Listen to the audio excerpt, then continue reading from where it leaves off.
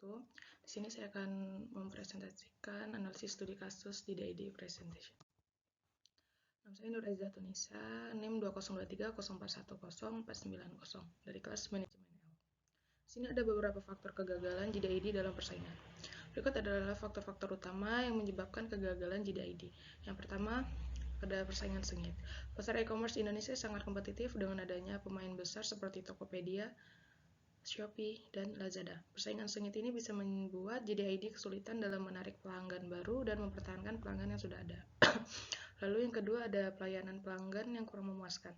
Pelayanan pelanggan yang buruk seperti lambatnya tanggapan terhadap keluhan pelanggan atau kurangnya kemudahan dalam proses pengembalian barang bisa membuat pelanggan beralih ke kompetitor yang menawarkan layanan yang lebih baik.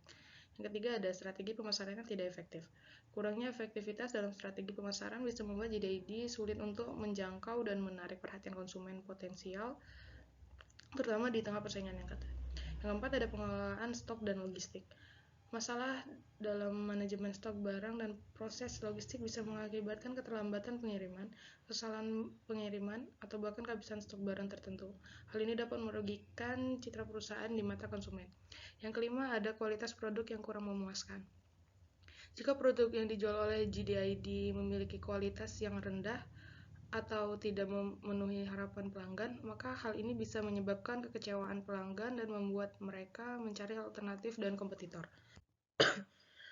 Lalu ada langkah untuk mengatasi supaya bangkit dari keterpurukan. Untuk bangkit dari keterpurukan, JDID bisa mempertimbangkan beberapa langkah strategis seperti yang pertama ada perbaikan infrastruktur logistik. Investasi dalam infrastruktur logistik yang lebih baik dapat membantu JDID meningkatkan efisiensi dan kecepatan pengiriman barang, serta mengurangi risiko kesalahan dalam proses pengiriman. Kedua, ada peningkatan layanan pelanggan. Menyediakan layanan pelanggan yang responsif dan efisien dapat membantu JDID membangun hubungan yang lebih baik dengan pelanggan dan meningkatkan kepuasan pelanggan.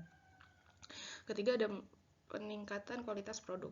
Fokus pada peningkatan kualitas produk yang ditawarkan dapat membantu JDID membedakan dirinya dari kompetitor dan memenangkan kepercayaan pelanggan. Lalu yang keempat ada inovasi dalam strategi pemasaran. Mengadopsi strategi pemasaran yang inovatif dan efektif, seperti kampanye iklan yang kreatif atau kemitraan strategis dengan influencer, dapat membantu JDID meningkatkan visibilitasnya di pasar. Yang kelima ada analisis kompetitif yang mendalam. Melakukan analisis kompetitif yang mendalam untuk memahami kekuatan dan kelemahan kompetitor serta menemukan peluang yang belum dimanfaatkan bisa membantu JDID mengembangkan strategi yang lebih efektif. Langkah-langkah ini sebaiknya didukung oleh riset pasar yang mendalam dan strategi yang terukur. Selain itu, kolaborasi dengan mitra dan pihak terkait dalam ekosistem e-commerce Indonesia juga dapat menjadi kunci keberhasilan dalam menghadapi persaingan. Langkah-langkah ini juga saya ambil dan kembangkan berdasarkan permasalahan yang ada di riset dari internet bersumber dari AI ChatGPT. Sekian presentasi dari saya. Mohon maaf apabila ada kesalahan. Assalamualaikum warahmatullahi wabarakatuh.